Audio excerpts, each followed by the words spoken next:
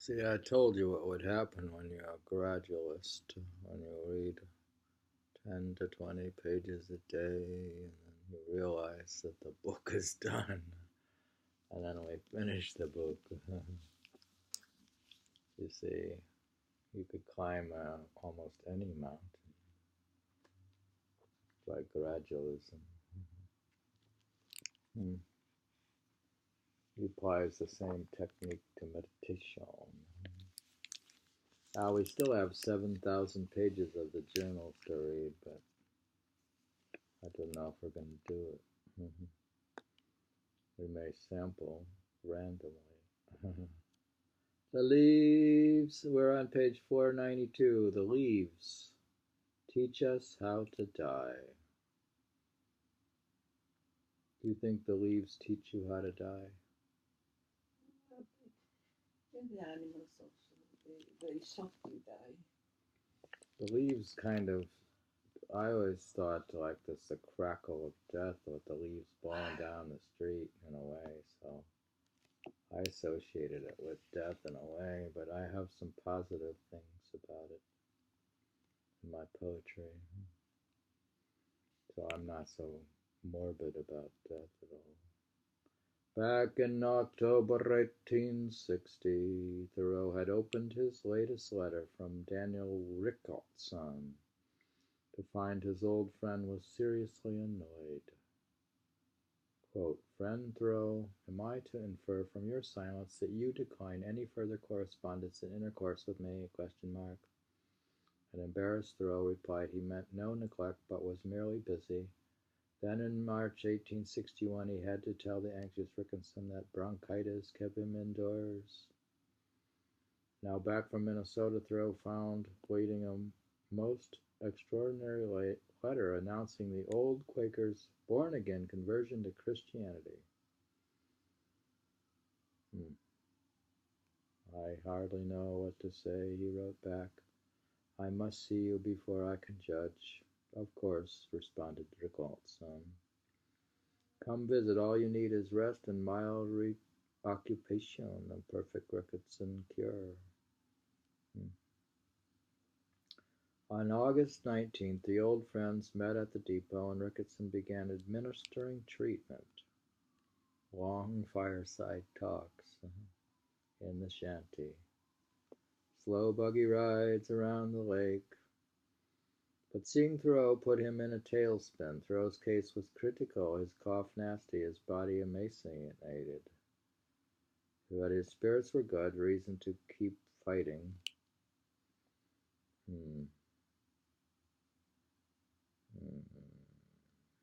2 days later, on a clear, warm morning, Rickardson drove Thoreau to the studio of S.E.S.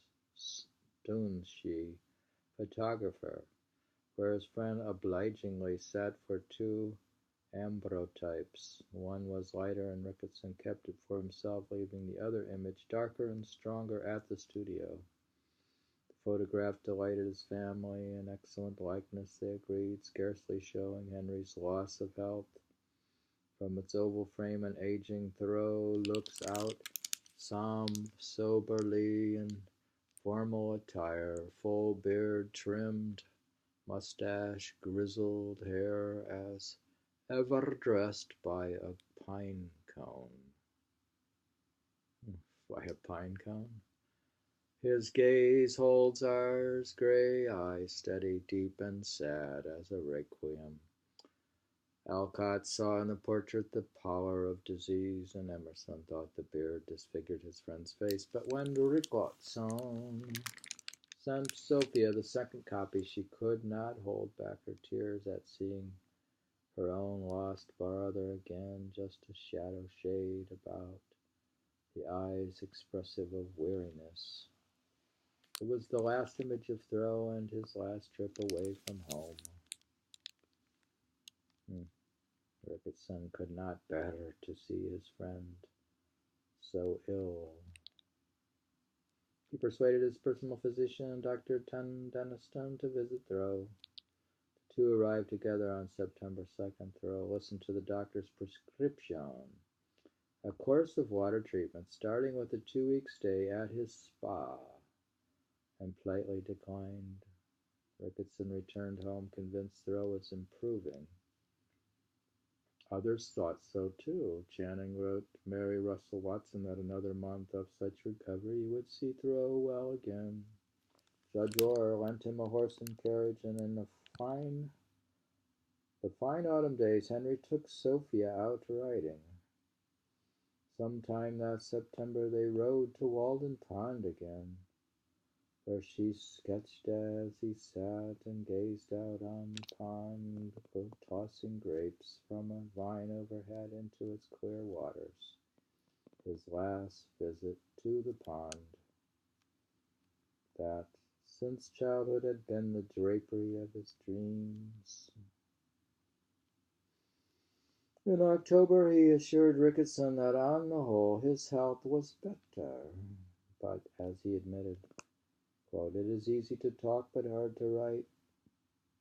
It was his last letter to Ricketson. They did not see each other again. On November 3rd, Thoreau took his journal out. One last time he had abandoned regular entries since he first caught cold, and after Minnesota he had brought it out only a few times, mostly to capture his fond observations of the family's several cats and newest kittens. Then at noon on November 3rd, 1861, he looked outdoors. A violent storm was just clearing, and what he saw gave him the conclusion he wanted. The wind-driven rain had carved ruler-straight ridges behind each pebble, from which he could read the precise direction of the storm. All this is perfectly distinct to an observant eye, he wrote, and yet could easily pass unnoticed by most. Thus each wind is self-regulating, registering. I was saying wind is self-registering. Does that have a global meaning, like things leave a mark? What's it mean? Thus each wind is self-registering. With this he closed his journal, his great monument to self-registration forever. That's the last line of his journal.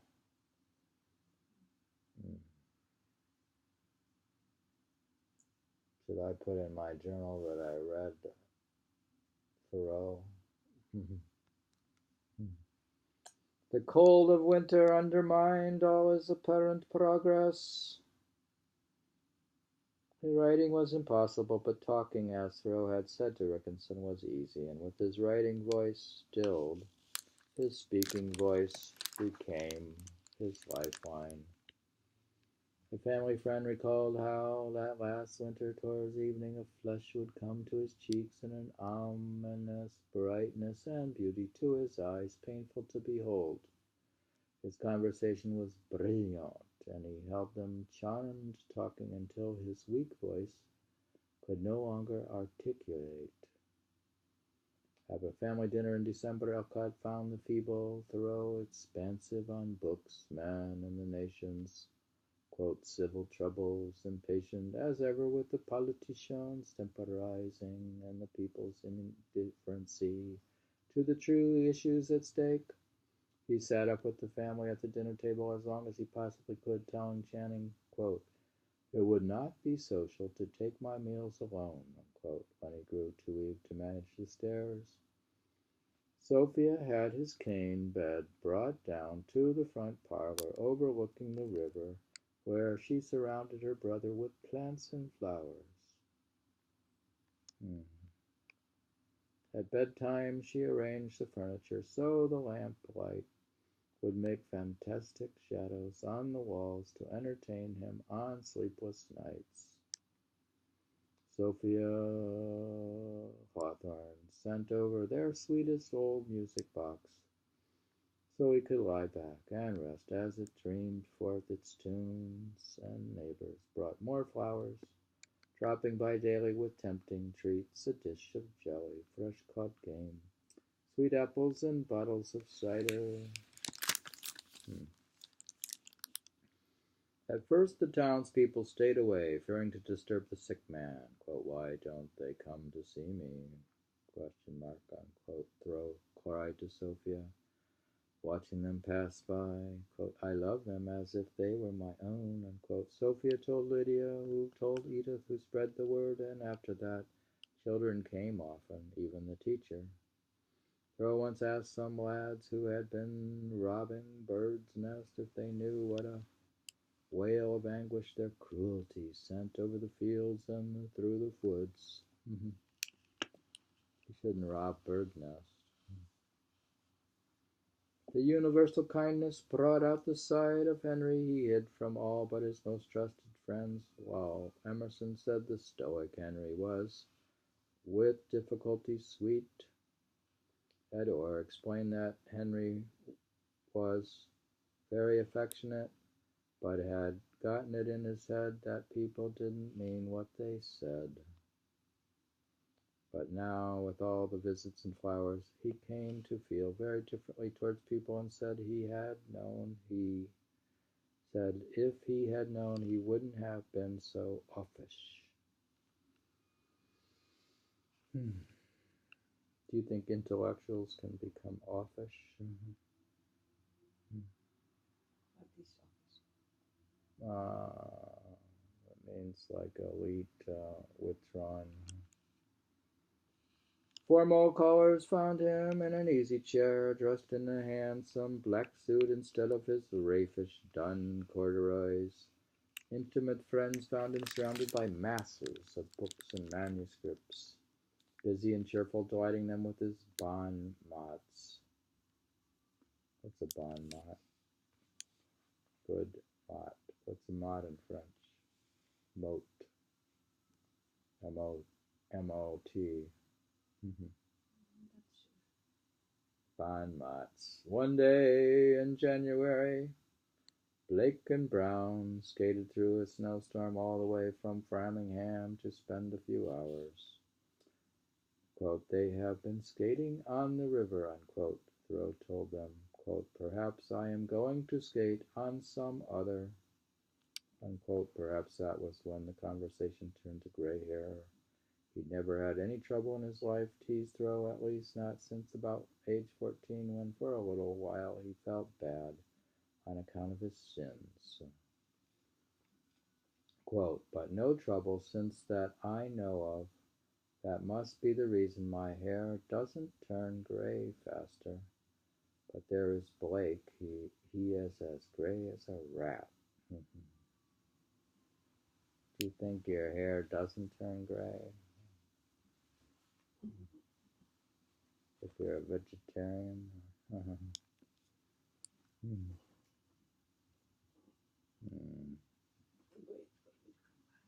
Wait. How do I wait?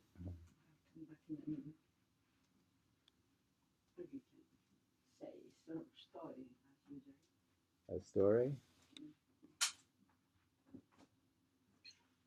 Now we're discussing my trip to Walden Pond. I went to Walden Pond, and I had a copy of the book Walden, and I had a thing about immersing myself in the waters.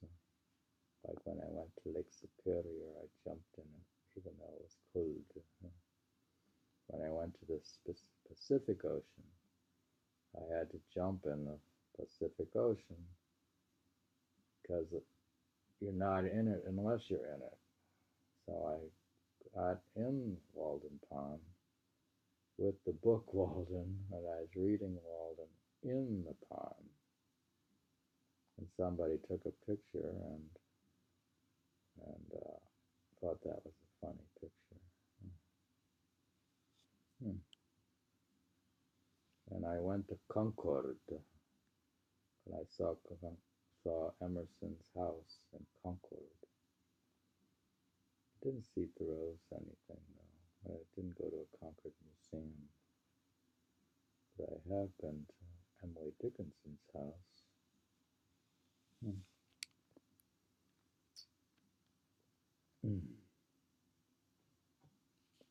We're reading from Henry David Thoreau, A Life by Laura Dassow Walls.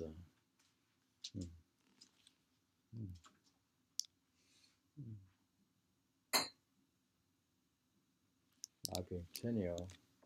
You return. When his Orthodox Aunt Louisa asked, Henry, have you made your peace with God? He answered pleasantly, quote, I did not know we had ever quarreled, Aunt. He didn't have to make peace with God because he never quarreled with him. So that's for people who were quarreling with God. So he never was out of peace with God. He answered pleasantly, I did not know we had ever quarreled, Aunt. By the time Parker Pillsbury called, Thoreau's voice was reduced to a whisper. Quote, I suppose this is the best you can do now, Pillsbury said as he grasped Thoreau's hand. Quote, the outworks seem almost ready to give way. Yes, whispered Thoreau with a smile, but as long as she cracks, she holds. The saying of boys playing Kitley benders on the vanished mill pond ice. That's what you say when you're on the... You say, the outworks seem almost ready to give way. Yes, whispered. But as long as she cracks, she holds. That's a saying, a saying the boys playing Kitley benders on the vanquished Bill Pond ice. Does that mean as long as it cracks, it holds? I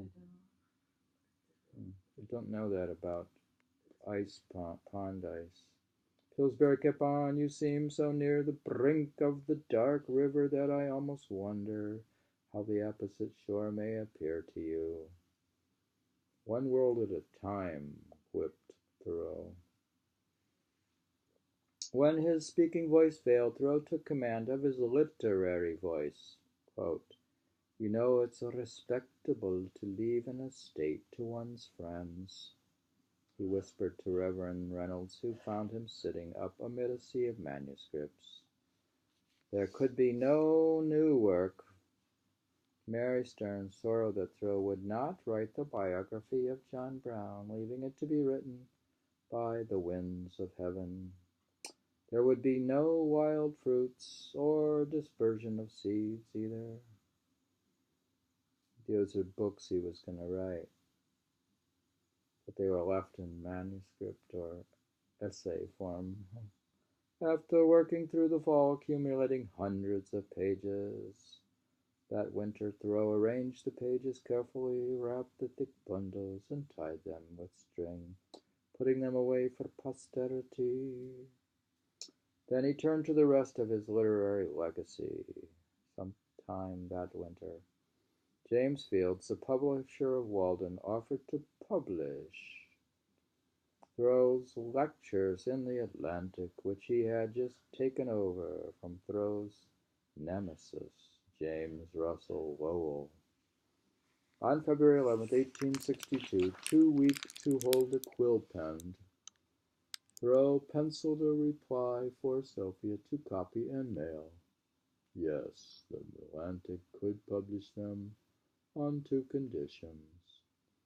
Fields must alter no sentence or sentiment without Thoreau's consent, and Thoreau must keep the copyright. The deal was struck. Sophia added on Anuensis. Don't know that word. Amanuensis. An assistant editor to her other roles of caretaker and companion, and eventually literary executor. One by one, she passed the pages through Henry's hands. Sounds like she finished the publishing work. Her sister, Sophia, took over.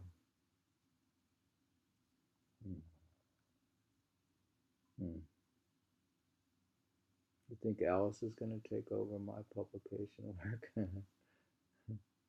Who's going to do it? He read his drafts aloud when his eyes failed, entered his corrections, made for copies when pages became too muddled with pages, took his letters by dictation, and sent essay after essay to the Atlantic's owners, Ticknor and Fields. Autumnal Tints was the first and most urgent. Thoreau had it ready in a week and sent it with his carefully chosen scarlet oak leaf to be engraved. The autumn leaves, quote, teach us how to die. He affirmed on his deathbed, one wonders if the time will ever come when men will lie down as gracefully and as ripe with such an Indian summer serenity, will shed their bodies as they do their hair and nails.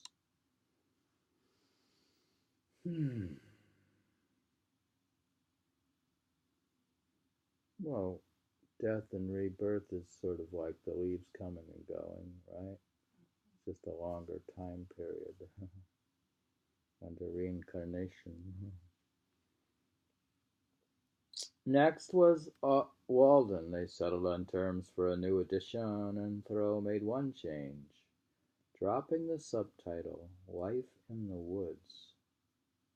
He dropped the subtitle. Walden was, of course, about far more than that. Then came Higher Law, his latest title for the most reworked lecture he wrote in Walden's wake under the title, What Shall It Profit? So he changed. Then came Higher Law, his latest title. When Fields objected to the new title, Thoreau changed it again, and the great polemic, Life Without Principle, at last took its final form.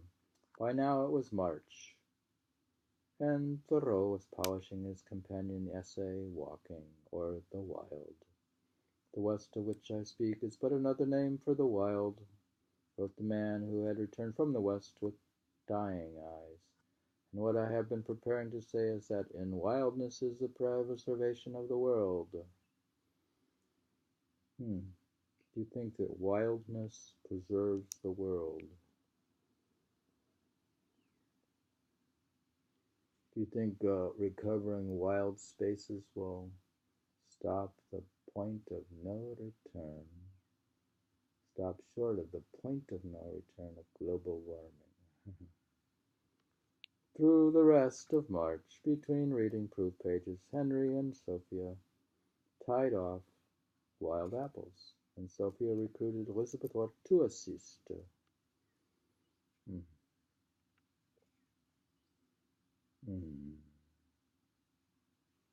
Now Henry was racing the clock. Would they take on his stored copies of A Week and reissue the book? Yes, they agreed. Though their terms were not attractive, no matter. Thoreau had no time to dicker. The Maine woods urgently needed his attention, especially the unfinished third section on Joe Polis. Thoreau had originally entitled it The Allagash and Webster Stream, but no book of his would do honor to the name. No book of his would do honor to the name Daniel Webster, certainly no book with Polis's account of Webster's rudeness to the Indian. Remember, Webster was a senator who was rude to the Indian. He was like, Polis went to see him twice and he never saw him. He was rude to the Indian. Thoreau struck out the offending words and wrote about them, above them, quote, East Branch. In the somber mood of these weeks, he was also striking out all the sentences that pained him with their mirthfulness. Perhaps that was why he deleted his convivial defense of Indians as good fellows, but an ending still eluded him. Quote, It is a knot I cannot untie, he sighed to Sanborn, and he left it unfinished, forever suspended in the act of saying goodbye to Polis on Indian Island. He had worried how Polis would react to reading his portrait of him, By the time Mainwoods was published in 1864, the omnicompetent Polis was fighting for the Union in the Civil War, where he lost an arm. What he thought of Thoreau's portrait of him was not recorded.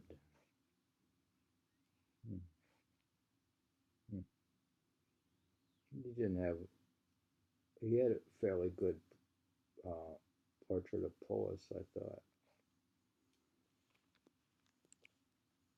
Thoreau's friends were captured by the deep deliberation of his dying.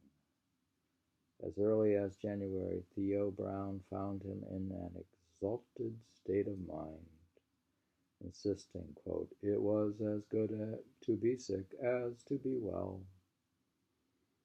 To an admiring correspondent, Thoreau replied in March that he supposed he had not long to live, but, quote, "I am enjoying existence as much as ever and regret nothing," unquote. A few days later, Sam Staples came away from Henry's deathbed declaring, quote, "Never saw a man dying with so much pleasure and peace." Do you think that when I'll die, I'll have all my papers decluttered in advance and organized? And if I follow the KonMari method of decluttering and tidying up, I already have them in order. If you have them in order, then you put them in order a second time, then they're even in better order. So never saw a man dying with so much pleasure and peace. In fact, Staples told Emerson, very few in Concord really knew Mr. Thoreau. Sophia, wrestling with her own grief, wrote Rickinson of her sainted brothers, quote, "childlike trust in his fate, quote, as if he were being translated rather than dying in the ordinary way of most mortals." "Come," Henry chided his distraught friend, "come soon and be cheered." From then on, Ricketson sent a succession of bubbly letters. But still he could not bear to come in person. By contrast, Channing rarely left Thoreau's side. He was profoundly moved that his dearest friend refused all opiates. Do you think we should take opium when we die?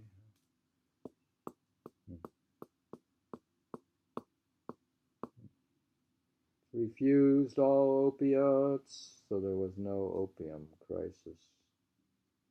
Declaring uniformly that he preferred to endure with a clear mind the worst penalties of suffering rather than be plunged in a turbid dream by narcotics.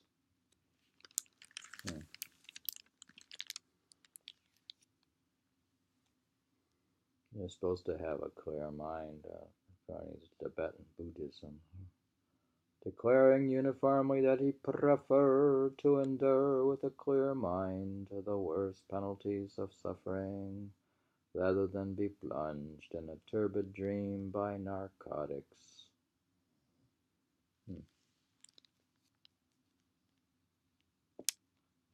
No opium. Sleep, Thoreau told Channing, had its own terrors. One night he dreamed he was the railroad cut, and they were digging through and lying down the rails right through his lungs. On Sunday, May 4th, Alcott came by, and finding Channing already there, they went in together to see their friend. Alcott feared for Channing, knowing the great desolation Thoreau's death would be to him, and Channing never forgot how Alcott that day bent down and kissed Henry's brow, quote, when the damps and sweat of death lay upon it, even if Henry knew it not. It seemed an extreme unction with Alcott the best priest. Perhaps it was then he heard Thoreau murmur the words, "moose and Indians." moose. So the last words were moose and Indians. I think you'll reincarnate as an Indian or not reincarnate or become a moose. I don't think he'd become a moose. The words moose and Indians. The next day the mail brought Ricketson's last letter. And Sophia read it aloud to Henry, quote, "I hope this may find you mending," wrote the incurable optimist to his dear and fellow pilgrim. Later that afternoon, Sophia caught one of Hosmer's sisters passing the house and told her Henry was asking for her brother to come sit with him through the night. Edmond, the long-headed farmer-philosopher who had helped raise the house at Walden, came telling Henry he'd heard the robins sing as he walked along. Quote, "This is a beautiful world," quote, whispered Henry, "but soon I shall see one that is fairer. I have so loved nature." At his request, Sophia brought down Henry's personal copy of A Week, the one in which he kept a lock of John's hair, and Henry pressed it into the hands of his oldest surviving friend. That's John, his brother's hair. He had it in his copy of A Week. At 7 a.m., Tuesday morning, May 6th, Judge Orr called from across the street with a spring basket of hyacinths, which Henry smelled and liked. Began to grow restless, and at 8 he asked to be raised, sitting up. Sophia, Cynthia, and Aunt Louisa all watched as his breath grew faint, then fainter, until at 9 o'clock in the morning he was still. Her brother's mind was clear to the last, said Sophia, as she read to him from his river voyage with John. She heard him say, "Now comes good sailing."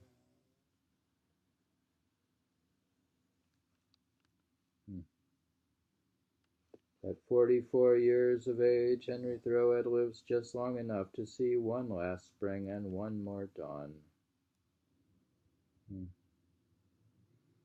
The date was May 6th.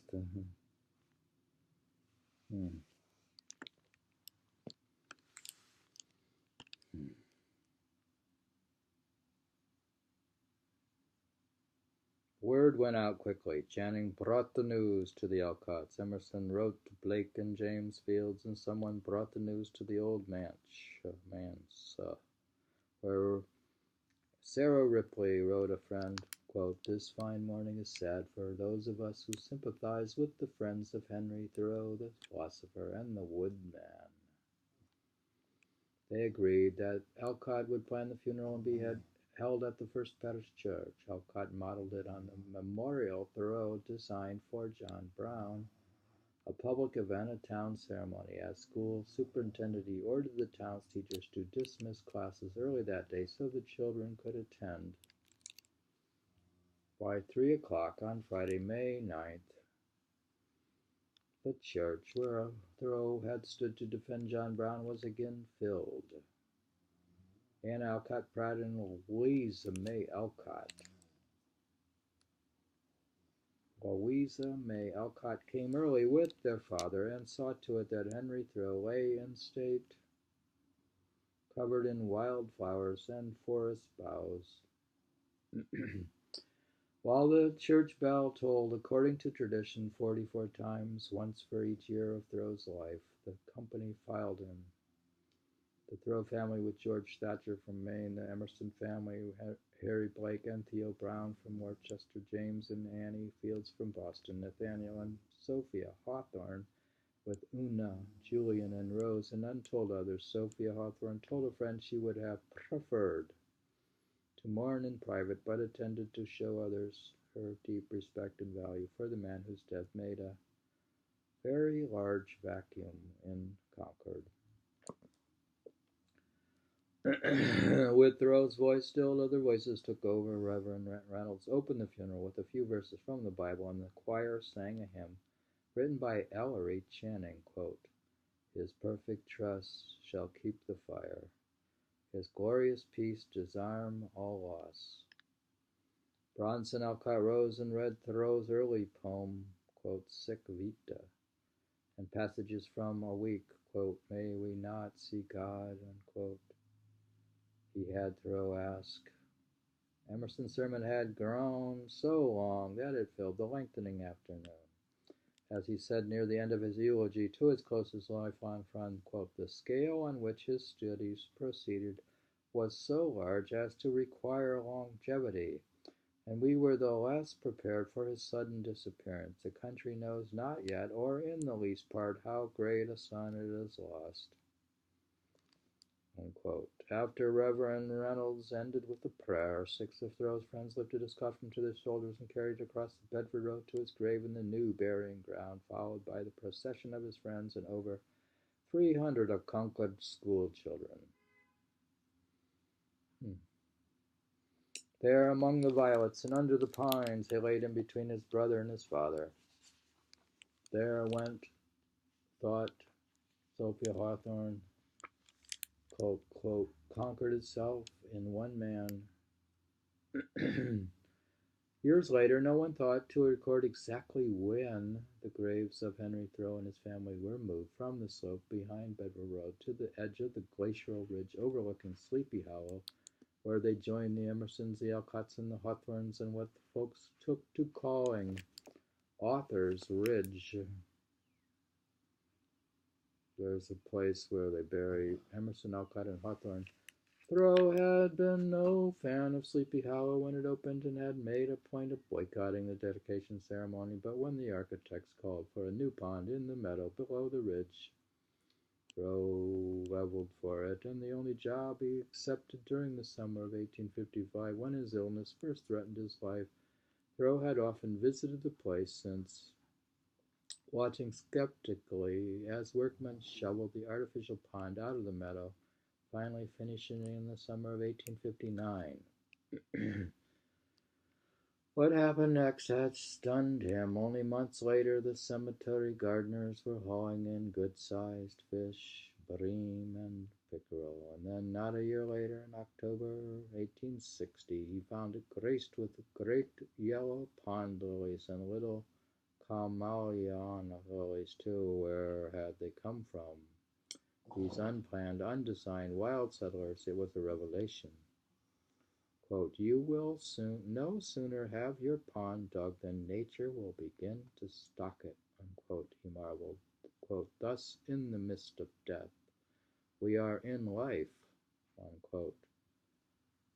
The insight had jolted him awake as he had ever been at Walden Pond. It sent him back outdoors day after day throughout the fall of 1860, writing in a kind of ecstasy of nature's bound, bottomless vitality. How fitting that from his grave on Author's Ridge, Thoreau looks down upon the pond he helped create, the spring of wildlife there in the midst of death, a constant new creation. As for Tawan's arrowhead, Thoreau never found its maker, but his final advice to Edward Emerson, about to leave on his own journey west to the Rocky Mountains, was to carry an arrowhead in his pocket and hold it up to every Indian he met until he found the one who could tell him the secret of how it was made. The charge Henry had been given back in November 1837 on the banks of the Musquanaquat was now in the hands of his heirs. Ending on page 500.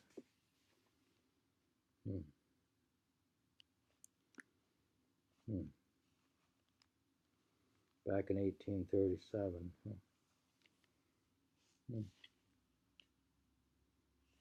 End of book.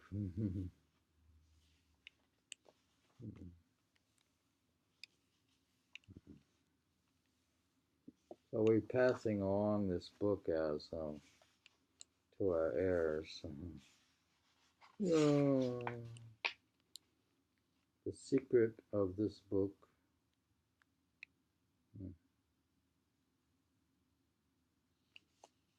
what's in it is what's in it. We read A Life of Henry David Thoreau. Gary, what's your final word? The final word.